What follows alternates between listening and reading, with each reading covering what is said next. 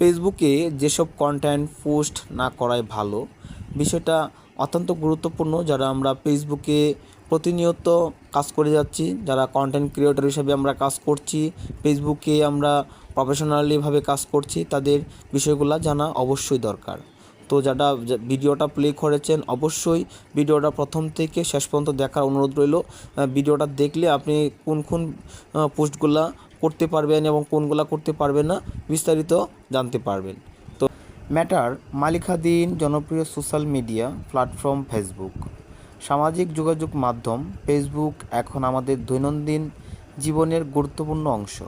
তবে অনলাইনে কিছু পোস্ট বা মন্তব্য করার ফলে আইনি ঝামেলায় পড়ার ঝুঁকি থাকে। চলুন দেখে নেওয়া যাক কী ধরনের পোস্ট ফেসবুকে করলে বিপদে পড়তে পারেন। রাষ্ট্র ও সরকার বিরোধী পোস্ট। বাংলাদেশের সংবিধান ও প্রচলিত আইনের আওতায় রাষ্ট্রের বিরুদ্ধে বিদ্বেষমূলক বা উস্কানিমূলক পোস্ট শাস্তিযোগ্য অপরাধ হতে পারে। যেমন রাষ্ট্র বা সরকারের বিরুদ্ধে মিথ্যা তথ্য ছড়ানো, সামরিক বাহিনী বা আইনশৃঙ্খলা রক্ষাকারী বাহিনীর বিরুদ্ধে অপপ্রচার, রাষ্ট্রের সার্বভৌমত্ব ও সংহতির বিরুদ্ধে ষড়যন্ত্রমূলক তথ্য প্রচার। ডিজিটাল নিরাপত্তা আইন 2018 ধারা 21-25 সর্বোচ্চ শাস্তি 14 বছর জেল এবং 10 লাখ টাকা পর্যন্ত জরিমানা হতে পারে। ধর্মীয় অনুভূতিতে আঘাত হানে এমন পোস্ট। বাংলাদেশের আইন অনুযায়ী কোনো ধর্ম বা ধর্মীয় অনুভূতির প্রতি অবমাননাকর পোস্ট শাস্তিযোগ্য অপরাধ। যেমন ধর্মীয় উপাসনা বা প্রতীকের বিরুদ্ধে কটূক্তি, ধর্মীয় বিদ্বেষ ছড়ানোর উদ্দেশ্যে ভুয়া তথ্য প্রচার। ডিজিটাল নিরাপত্তা আইন 2018 ধারা 28, যার সর্বোচ্চ শাস্তি 10 বছর জেল এবং 10 লাখ টাকা জরিমানা।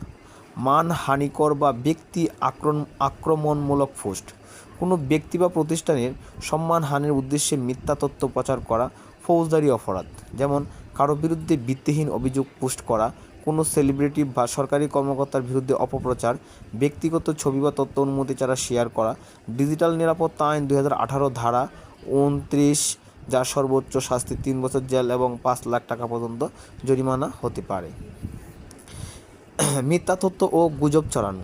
সামাজিক অস্থিরতা সৃষ্টির উদ্দেশ্যে মিথ্যা তথ্য বা গুজব ছড়ানো শাস্তিযোগ্য অপরাধ।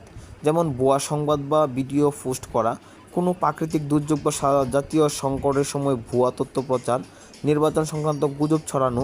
ডিজিটাল নিরাপত্তা আইন 2018 ধারা 25, যার সর্বোচ্চ শাস্তি 5 বছর জেল এবং 5 লাখ টাকা জরিমানা। পর্নোগ্রাফি বা অশ্লীল কন্টেন্ট শেয়ার। বাংলাদেশের পর্নোগ্রাফি তৈরি, সংরক্ষণ বা প্রচার করা আইনত দণ্ডনীয় অপরাধ। পর্নোগ্রাফি নিয়ন্ত্রণ আইন 2012, যার সর্বোচ্চ শাস্তি 7 বছর জেল এবং 2 লাখ টাকা জরিমানা। প্রতারণা বা সাইবার অপরাধ। ভুয়া লটারি অফার বা চাকরির বিজ্ঞাপন দিয়ে প্রতারণা, অন্যের ব্যক্তিগত তথ্য বা ছবি অনুমতি ছাড়া ব্যবহার।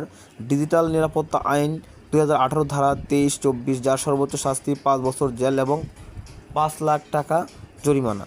ফেসবুকে যে কোনো পোস্ট করার আগে অবশ্যই আইনের বিষয়ে সচেতন থাকা জরুরি। অনলাইনে স্বাধীনতা থাকলেও তা যেন অন্যের ক্ষতির কারণ না হয়, সে বিষয়ে অবশ্যই সতর্ক থাকতে হবে। এতক্ষণ ভিডিওটি দেখার জন্য অনেক অভিনন্দন এবং অসংখ্য ধন্যবাদ। সকলকে আবারও শুভেচ্ছা জানিয়ে শেষ করছি আজকের ভিডিওটি যদি ভালো লেগে থাকে অবশ্যই লাইক, কমেন্ট, শেয়ার করতে বলবেন না। ভালো থাকবেন, সুস্থ থাকবেন। আসসালামু আলাইকুম।